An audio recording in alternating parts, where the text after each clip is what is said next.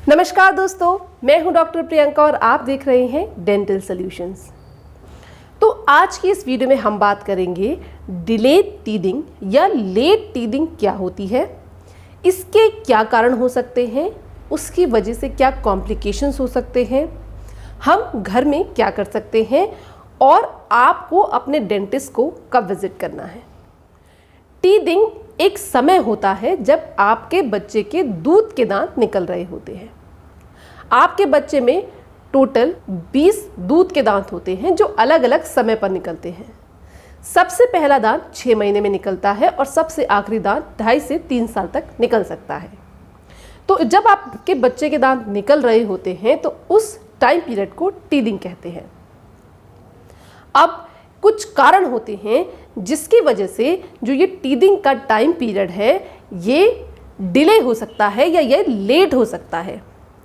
तो सबसे पहला कारण है हेरिडिटरी। यदि बच्चे के मम्मी पापा के दांत लेट आए हैं तो बहुत ज़्यादा चांसेस होते हैं कि बच्चे के दांत भी अपने समय से लेट आएंगे।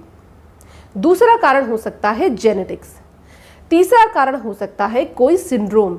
यदि आपके बच्चे के साथ कोई सिंड्रोम एसोसिएटेड है जैसे कि डाउन सिंड्रोम, तो इन सिंड्रोम्स के साथ भी आपके बच्चे के दांत डिले हो सकते हैं। लेकिन इन सिंड्रोम्स के साथ और मेडिकल कंडीशन भी जुड़ी होती हैं। चौथा कारण हो सकता है प्रीमेच्योर बर्थ या लो बर्थ वेट बेबी। ऐसे बच्चे जिनका जन्म प्रीमेच्योरली हो गया था और उनका जो वजन है जन्म के समय कम था, तो ऐसे एक बच्चे की ग्रोथ डिले रहती है और इसके साथ ही उनके दांत का जो आने का समय है वो भी लेट हो जाता है। अगला कारण है माल न्यूट्रिशन। यदि आपके बच्चे में कैल्शियम या विटामिन डी, कुछ विटामिन और मिनरल्स की कमी है, तो ऐसे में जो दांत की ग्रोथ है या उसका आने का समय है वो लेट हो सकता है। अगर आपके बच्चे को कोई थायराइड डिसऑर्डर्स है तो ऐसे में भी आपके बच्चे की जो दांत के आने का समय है वो लेट हो सकता है। तो अगला कारण है कोई फिजिकल ऑब्स्ट्रक्शन। अगर आपके बच्चे का दांत आ रहा है और इसके ऊपर कोई सिस्ट बन गया है तो इस सिस्ट की वजह से भी आपके बच्चे का दांत समय के बाद आ सकता है या दांत रुक सकता है। तो ऐसे में आपको अपने डेंटिस्ट को विजिट करना है ताकि वो इस फिजिकल ऑब्स्ट्रक्शन को हटा दें। अब इन सभी कारणों की वजह से कॉम्प्लिकेशंस क्या हो सकते हैं। तो सबसे पहला कॉम्प्लिकेशन होता है जो आपके बच्चे का माल न्यूट्रिशन है वो बढ़ जाता है। क्योंकि बच्चे के मुंह में दांत नहीं है, वो खाना चबा कर नहीं खा पा रहे, तो उनको पूरा न्यूट्रिशन नहीं मिल पाता।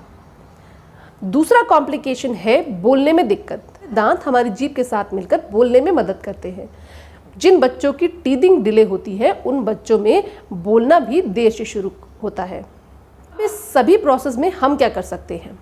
यदि आपके बच्चे के दांत लेट आ रहे हैं तो ऐसे में आपको ध्यान देना है कि उस डिले टीथिंग के साथ कोई और मेडिकल कंडीशन तो एसोसिएटेड नहीं है।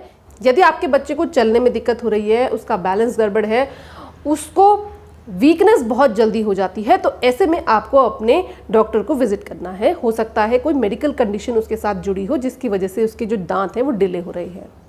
दूसरी चीज़ जो हमें ध्यान देनी है, अगर आपके बच्चे को माल न्यूट्रिशन की वजह से दांत डिले हो रहे हैं तो आपको अपने बच्चे की न्यूट्रिशनल रिक्वायरमेंट पूरी करनी है। बहुत सारे बच्चे बहुत जल्दी दूध पीना छोड़ देते हैं, तो ऐसे केस में उनकी कैल्शियम और विटामिन डी की डेफिशिएंसी बढ़ जाती है। तो आपको ऐसे में अपने बच्चे को सॉफ्ट फूड देना है जिसमें कैल्शियम और विटामिन डी भरपूर मात्रा में हो।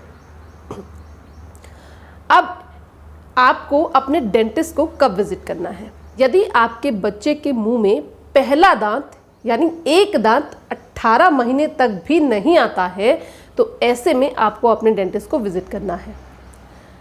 आपके डेंटिस्ट आपके बच्चे के मुंह का एक एक्सरे करेंगे और दांत न आने का कारण चेक करेंगे।